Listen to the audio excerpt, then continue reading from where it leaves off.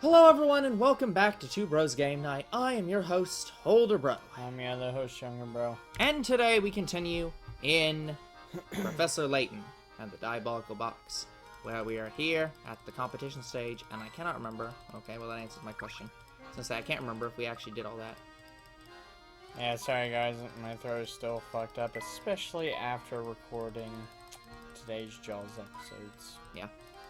So, Younger Bro is in a negative mood right now, and also, like, has a bad throat. So, talking will be minimal. Yeah, not a good combination. No.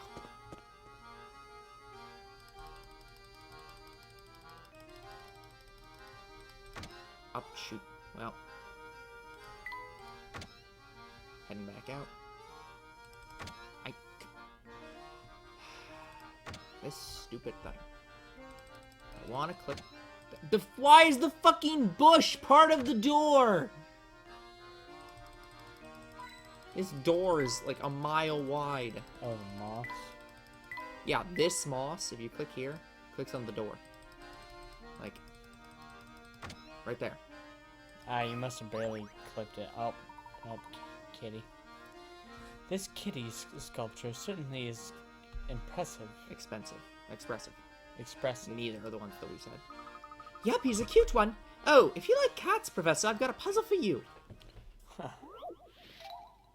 Flipped cats. We're flipping off cats? Hold on.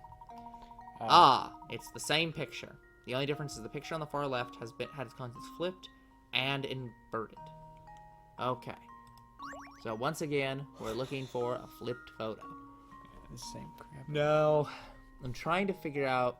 This one I do not remember quite as much of what differences there are. Looks like the size of the black background's different, so it's not C. Yes, that is true. So it's either B or A again. Yup. Which probably means it's B, because there's no way they're going to give us A twice in a row for this type of puzzle.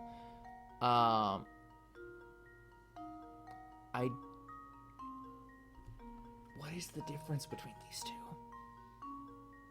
Oh, the whisker length. Or the eyebrow length. Shorter eyebrows. Yeah, it's B. B. Yep. And now to test my theory. Yep. That one is a pain in the ass. There we have it. Yep. Eyebrows and Yep. As you said. You always make it look so easy. It was easy. It was not. Yeah, I thought so. Please stop clicking on all my items and just, look at them. Because this is a shop. Oh, I'm sorry, madam. I didn't realize that the items weren't allowed to be touched. So that we could investigate them and see if we wanted them. No, you see, I'm a bit of a germaphobe. I can't have you touching. Well, that sounds very problematic. See, the sign here, it says no touching. Oh, I presumed that was for you, ma'am. It goes both ways. Well, that's fair, but you aren't trying to touch me. I don't want to touch you. I told you. Yes, that's why the sign's there.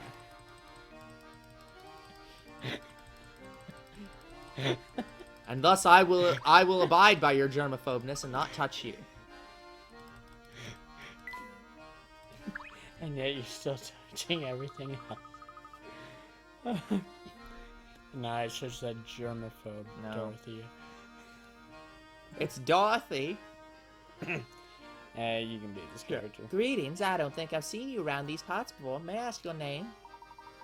Of course, I'm Herschel Layton, Professor of Archaeology at Gressenheller University.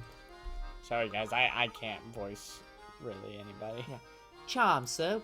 Welcome to Dropstone, Professor Layton. My name is Dorothea, and I am a maid at the service of the Anderson family. Have you seen my little dog, Toto? Tell me, what brings you to our humble village? It has "Please don't touch me" sign on its collar. That sounds about right. My companions and I are after an artifact known as the Elysian Box. Have you heard of it before? Can't say that I have, but the master's quite knowledgeable about curiosities such as that. The master, madam. Oh yes, excuse my thoughtlessness. I keep forgetting you're new here. I'd venture there's not a single resident of our village who doesn't know Mr. Anderson. Mr. Anderson. That is what I presumed you were going to say.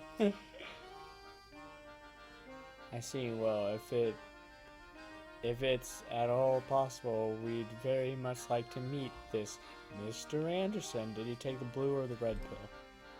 Normally I'd say he'd be glad to receive you, but lately he's been preoccupied with his daughter. I don't mean to pry, but has there been some issue between Mr. Anderson and his daughter? Well, yes.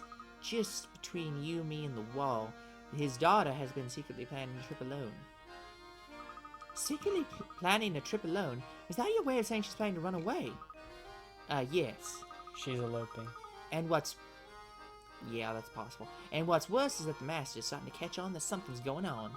But after much talk, we servants have decided to cheerfully see the master's young daughter off. So you're in support of allowing this girl to go off on her own. Why is that? Because the purpose of the trip is to fulfill the last request of the young lady's late grandmother. I see. May I inquire as to what that last request was? Well, I myself have only heard scraps of the story from other people, so I can't say much. But whatever the request, it's one that the young mistress seems to feel is extremely important. Oh, look at that. Here I am gossiping away while there's supper to prepare. Please excuse me, Professor Layton. I need to get back to work. Oh, before you go... Right, she's gone. Maybe it's me, but it sounds like Mr. Anderson's daughter's leaving home more than going on a trip. And yet for some reason the servants are cheering her on. How odd. Yes, very. And think about the consequences should Mr. Anderson find out what's been going on.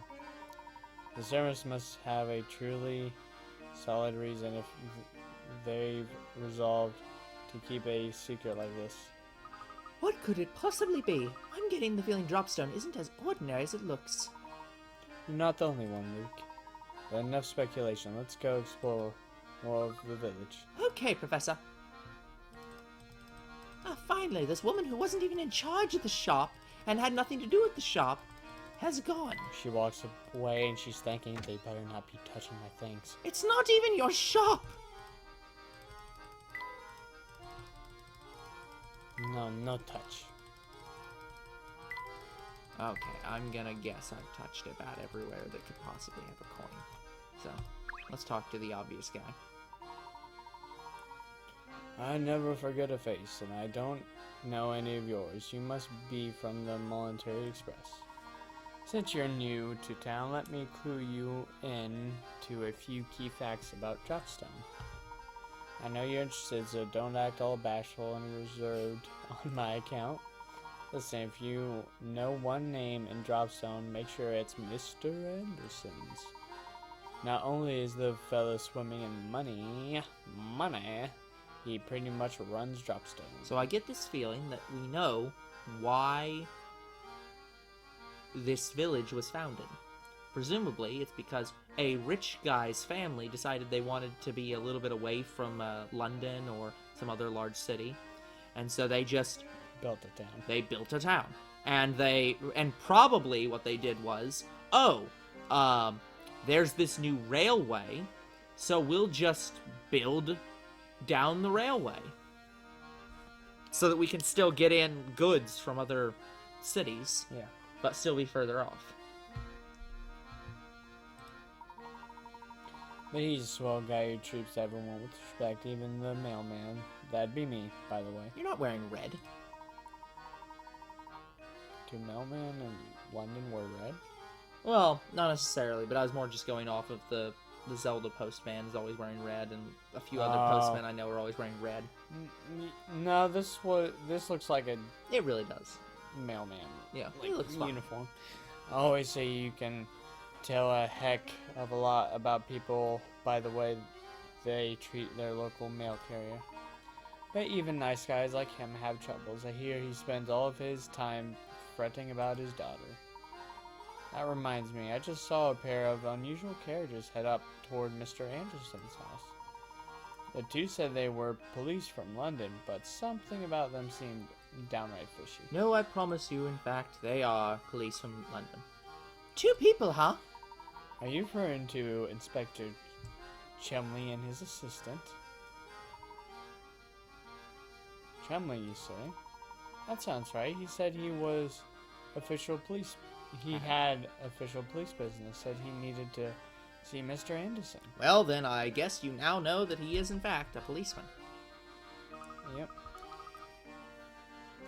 What possible connection could there be between Mr. Anderson and the Elysian box? Well, it seems that Mr. Anderson serves as the head of his community. It's only natural that he'd know about who and what passes through this area. He's a big fish, alright. You're right on the money about that. Heck, even the owner of the Monetary Express stops in to pay him a visit when he's in town. Yes, I bet those two officers are being waited on like kings at Mr. Anderson's as we speak. But enough chit-chat, we've got a festival going on now, so go have some fun. Well, I'd love to, if you'd get out of my way.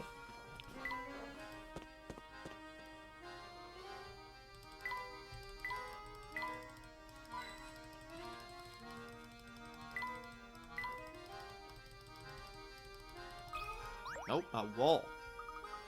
What a cute little farm. Yes, and the weather is so nice that even the animals grazing in the field seem to be good in a good mood.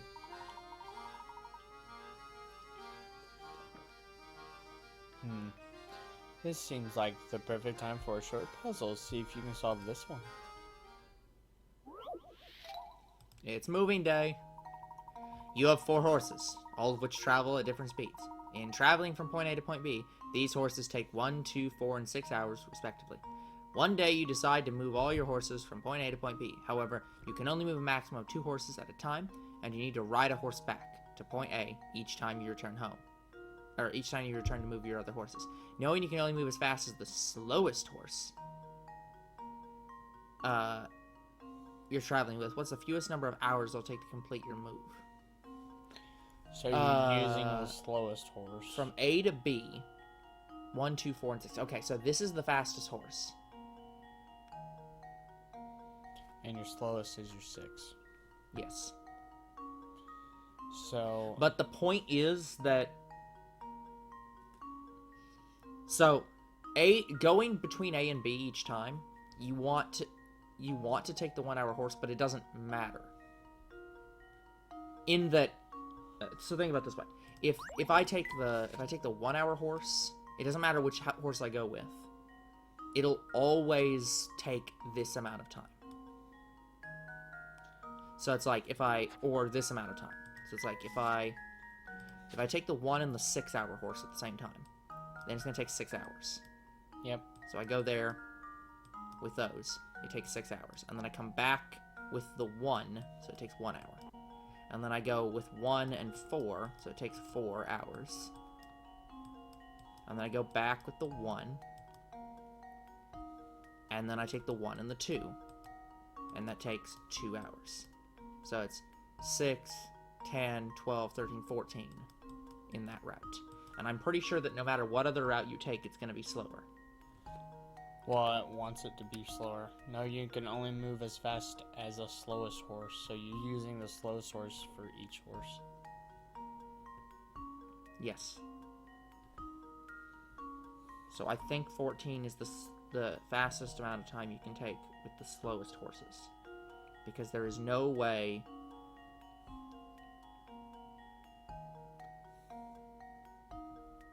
Yeah, there's no way to go any faster than that.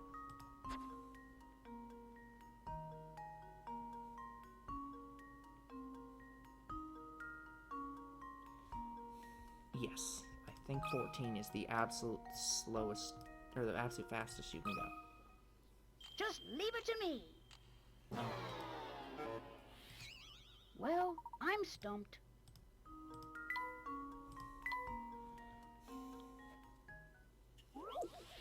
Like, so let me tell you my thought process on this one. So this is saying, knowing you can move as fast as the slowest horse, it's meaning you take 6 hours to get this one, and then you take both of these, And then once you have this horse at B, you take this horse back to A. Then you get 2.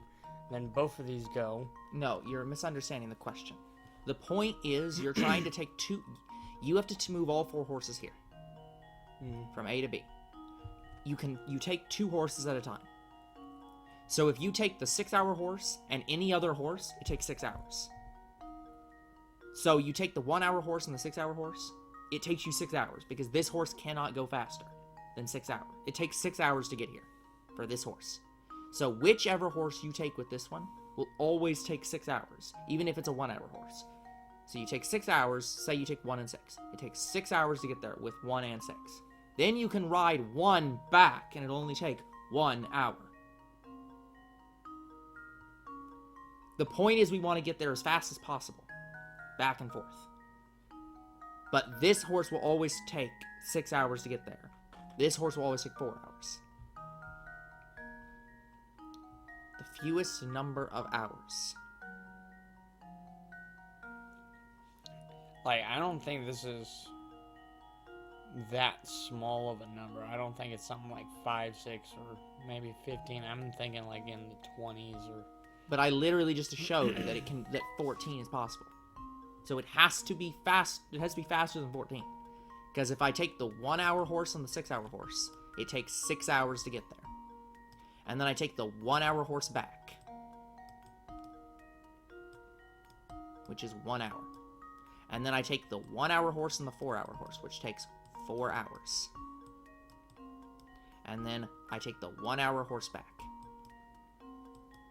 And then I take the 1-hour horse and the 2-hour horse, which takes 2 hours. So 6, 10, 12, 13, 14 is the absolute... Like, it cannot be longer than 14 hours, because this possible route takes 14 hours. So it has to be shorter than this, just by virtue of logic. So, it literally can't be any higher than 14. That's impossible. Yeah, I'm gonna have to look at this one. I don't understand what the problem here.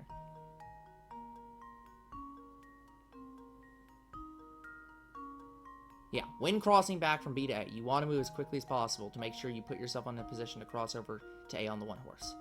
However, you're always making traveling back if you always make traveling back to your 1-hour horse in your top priority, you may end up wasting time on other legs of journey. Don't assume you always need to return from A to B in the 1-hour horse. Yeah, I understand that, but that's not the problem here.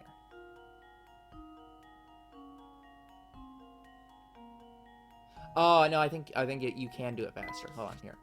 Here's why. If I take the 2 and 4 horse, it takes 4. Actually, let's start with the 6. If I take the 2 and 6 horse, that takes 6. Then I go back 2. Then I take the 2 and 4 horse, for example. And that's 4. And then back in 2. And then the 2 and 1 horse is 2. And this is obviously going to be slower, because 6 and 4, 10, 12, 14, 16. But if you take the 2 and 6 horse and get there in 6 and go back in 2, and then you take the 2 and 1 horse and get there in 2, and then get back in 1, and then take the 1 and 4 horse and get there in 4. It's 6, 8, or 6, 10, 12, 15.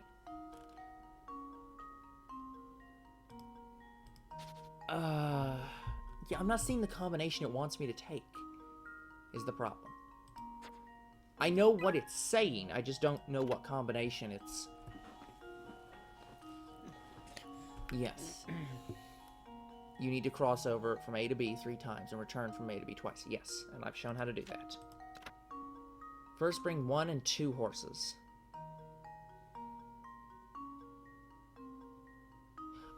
Yeah. Okay, yep. I see what it wants. So yeah, you do 1 and 2, which takes 2. And you come back on 1. I'm gonna Yeah, we'll do that. And then you take the 4 and 6, which takes 6. And then you take the 2 back. And then you do 1 and 2 again. And that's 2. And it's 6, 7, 8, 9, 10, 11, 12, 13. So you can shave 1 hour off.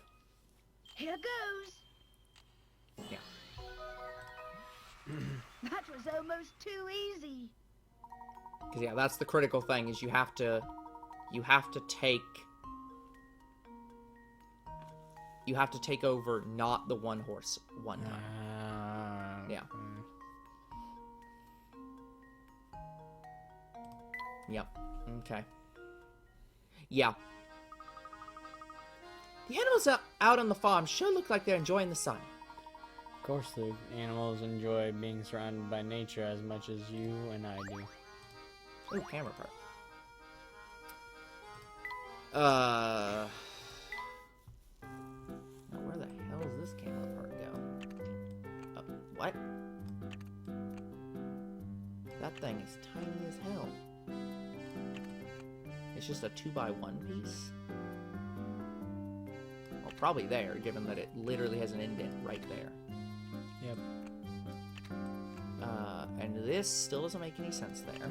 And I don't think that makes any sense there. So, yeah, I'm just going to continue leaving it here until we find some other location. It might go there. Who knows? Oh, there's new tea. Let's see what the person wants. Oasis leaf and double brisk. Sure.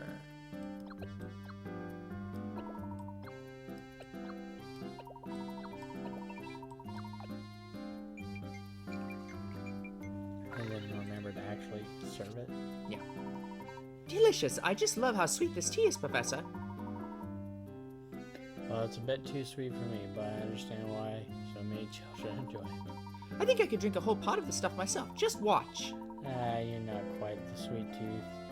You've got quite. You got quite the sweet tooth. Just try not to drink it too fast. Okay, so now we click help, and then we click here and serve. Yeah, I was hopeful we had like some hot chocolate, because I've kind of been craving it, and we don't have it. Oh, this tea sure hits the spot. It's sweet, and it's got me ready to start working again. Working again. I'm Good tea. waking up, I feel it in my bones.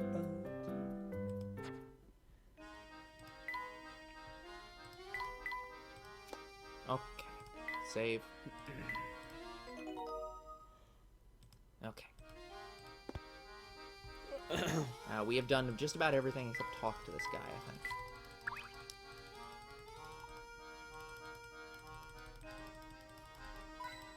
Okay. Let's talk to him. Me? I'm a world traveler, but I'm stuck here until I can score a ticket on the Military Express. I was hoping for a freebie, so I told Beluga one of my puzzles to break the ice. Unfortunately for me, he got all hot in the collar when he couldn't solve it. Maybe you'd have better luck with it.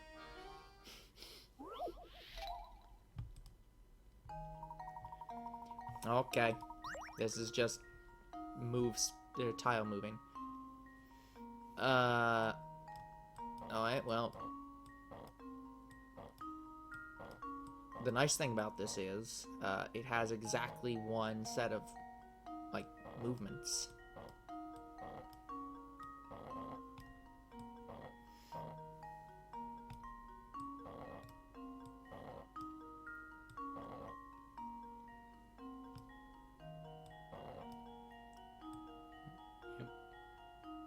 Yeah, that works. I was just trying to figure out which order to do this in. But I think it's fine to do it in this order.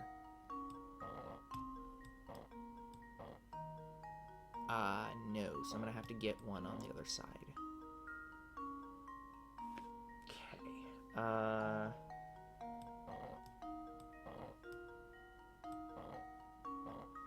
Yeah, how am I gonna... 'Cause I can do this, I can do this, and I can do this. Ah, I see, huh? Yep, I see what I did. It's because I have to put that one back in there. pull it out, and then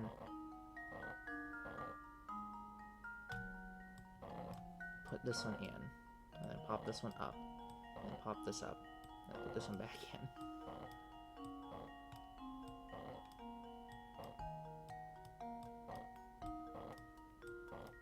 But I still haven't gotten this far enough away. So I think I do have to leave this one down here for now. So I can slide this over. Because it's the only possible way I can do that. So yeah, let's...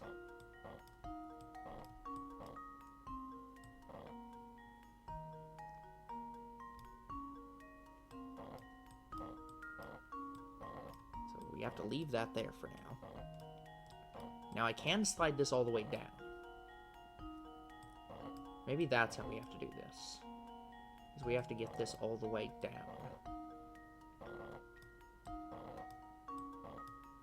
See, now I can't slide it this way.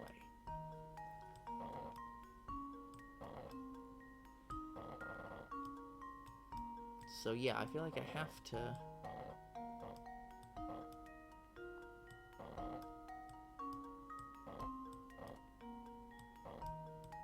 Oh no, this is way simpler than I made it.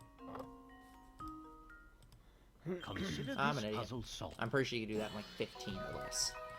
That was way shorter than I could do it. Wonderful.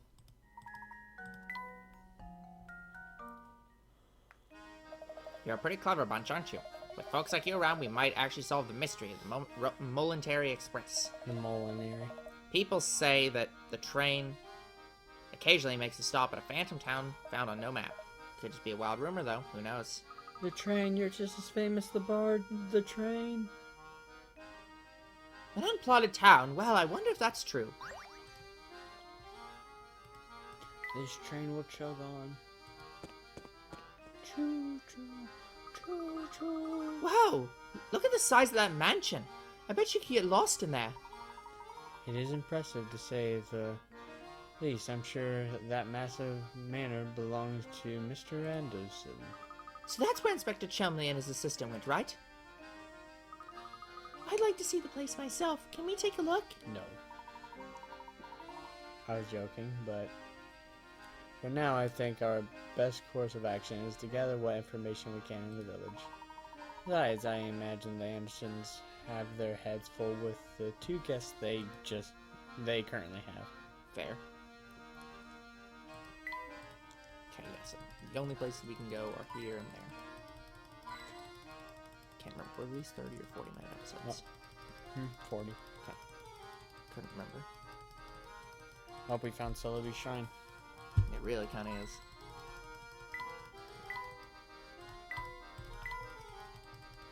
Alright, just him. Gabe? Hell, oh, it's Mr. Sparks. Phew. That should do it. Good afternoon. What are you doing there, sir? Me? Oh, I'm just doing a little fishing in this here lake. Sounds like a lot of work. Have you had much luck? Actually, that's a good question. Now that I think about it, how many have I managed to catch today? Oh god, why is this a puzzle? Yeah, seriously. I understand why this is a puzzle. Assuming there are no tears, the rim is constructed of a single length of rope. How many fish visible in the pond will you snare when you pull the net back up? Oh yeah, this one. Most easily done by just drawing, like, so that's in the net. This is in the net.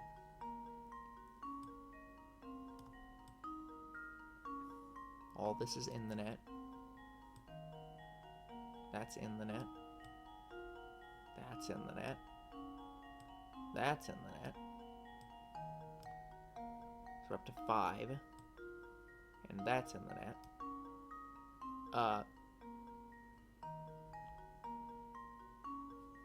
6. Well, yeah, well, I'm trying to figure out is... So this must... Okay, hold on. Let me clear this for a second. This is in the net. 1, 2, 3, 4, 5. 6. 7. I was trying to figure out where these were, but this is outside the net. This is outside the net. That's outside the net. This is outside the net. Okay. This is in the net. So 1, 2, 3, 4, 8.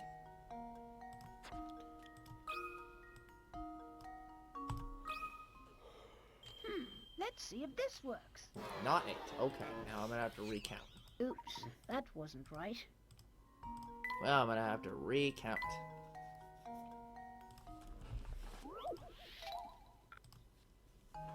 Okay. Once again, this is the edge of the net. So the net goes like this. So this is outside the net.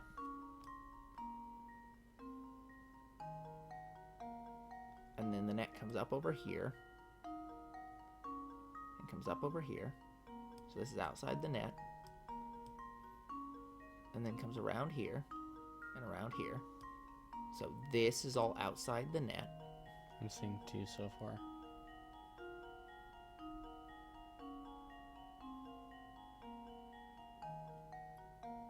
Then comes up here. So this is outside the net. And then comes up here.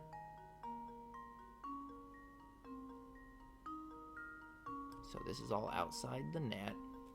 I'm seeing 5. Then it comes up here. So this is outside the net. And it comes up around here. So this is outside the net. And then it comes here in this extremely long loop. So all this is outside the net. You're off by 1, it's 5. So there's 1 there, 2 there, 3 there, 4 there, 5 there, 6. Sorry, 7. 7. Yeah, I was off by 1.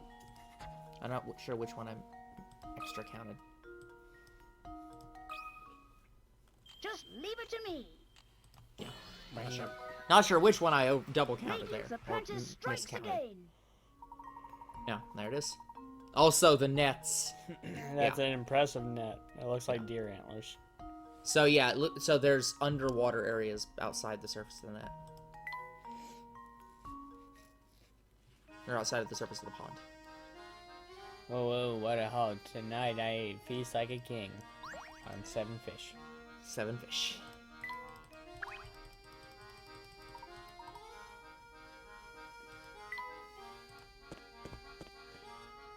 Well, let's get away from Stark's Pond. After Now we hold on. talk- How is that not the postman right there?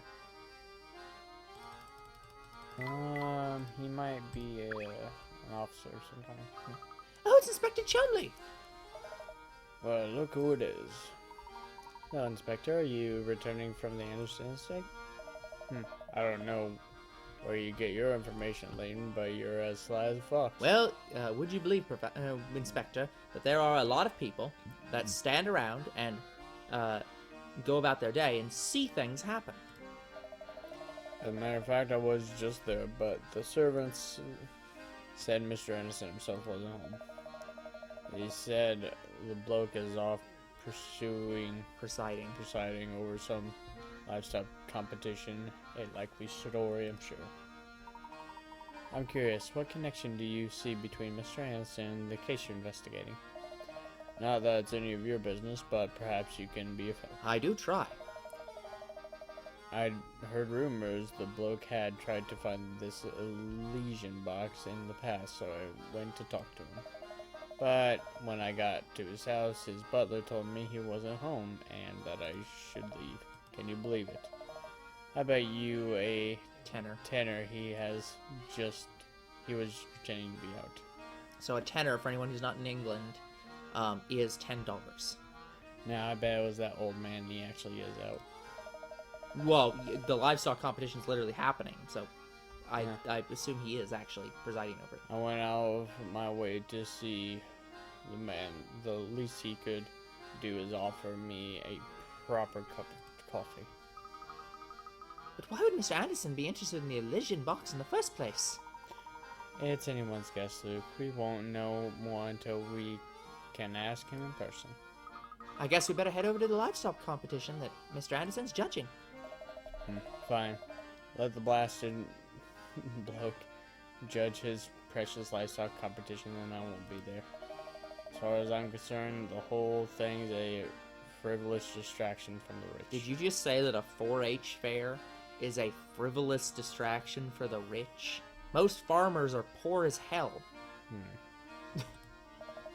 Speaking of which, I can only assume his obsession with the box stems from the excess of time and money on his hands. Now that is possible. That I believe. If you see anything that might help this investigation, report it to me straight away, you hear?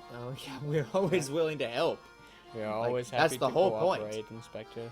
Now, please excuse us. It's like Professor Layton's always trying to help the police or help solve a case. Like, he's always willing to assist. Yeah, he's not a private investigator. Yeah. Well, no, he sort of is a private investigator. He's Indiana Jones, but Yeah. Sherlock. Yeah. Sure, off you go. Sherlock Indiana Jones. Yes. How long, Barton, we've work to do. Okie dokie, sir. Yep. Alright, we better hurry back to the competition grounds. Okay, sire, I'm coming. Professor, Luke, and Flora decide to return to the site of the livestock competition. Now who that guy? Oh, Remy. Professor, I think this fellow here has fallen asleep standing up. Judging from his uniform, he must be a security guard. I wonder how his employer feels about his nap. Parameter secure. Please confirm identity by solving this puzzle, sir. He can be a security guard in his sleep. He can sleep security. 3 ropes are tangled together with a single red rope. If you were to pull both ends of the red rope, a single knot would form in the middle. Can you figure out how many of the rope loops would get caught in this knot when it forms?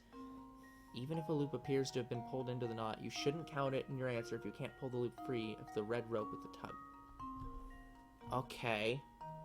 So if we pull it straight, yeah. it looks like the green and the yellow wire get in there. Okay, so I don't think the blue one does. the rope. Yeah, it's like if you can pull it out manually, then it's fine. So this one goes behind this rope here, but it's on top of the rope here. So I think that means it can't pull out. Oh, so we're looking for one that can pull out fine. Yeah, well, what we're trying to say is there are what, three ropes? 3. Technically 4 if you count the red. Yeah, but we don't count the red. So the red is what's causing the knot. So it's just saying how many of red, green, and blue would be impossible to pull out. So green could not pull out. Because it's gonna be like, it's gonna, right? Yeah, you're right. Green's gonna be in there because it's like basically it's tangled in there. So yeah, this is on the back side here and the front side here. and it looks like the yellow would get caught in a different knot. Well, no. So hold on. So this one can come if I pull this out here. Like, see how this is behind here and behind here? So this effectively, the yellow effectively goes like this. We can ignore all that. And then here it's on top. And here it's on top.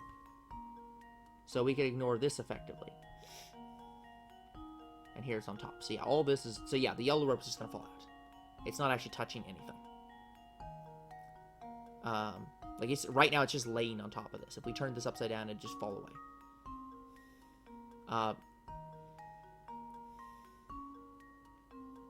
Yes, I think so. So, and the blue rope is on top here and on top here. I think it's just the green one. And on bottom here and on bottom here and on top here.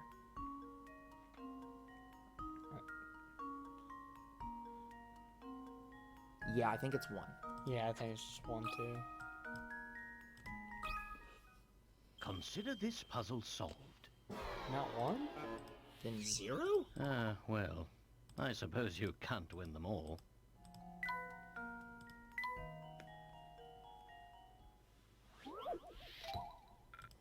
Was I right about the yellow one? Is it actually 2? Rope loops.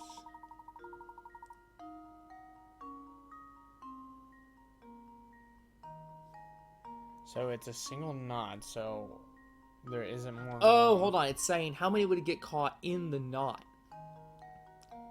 So the green one is looped around, but it's not in the knot, right?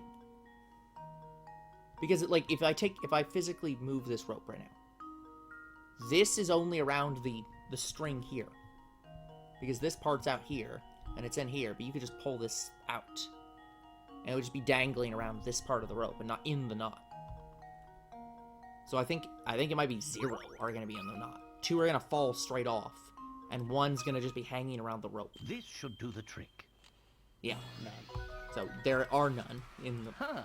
Wonderful. Sorry, 2 were around the rope and 1 fell out. Yeah, so literally none are in the knot.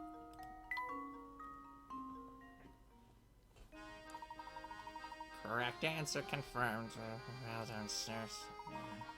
He must be some kind of mad puzzle genius to be able to talk about them in his sleep. Yeah. That is kind of impressive. Yeah, seriously. Should take him to. Oh my god. Should take him to that one show. Yep. But that is beside the point. Oh, What is the point is, that's going to be it for this episode, and we'll come back next time with more of Professor Layton and the Diabolical Box. Until then, the future is very uncertain. What is certain is you guys are awesome, and there'll be more Two Bros Game Night tomorrow. See you then! Goodbye.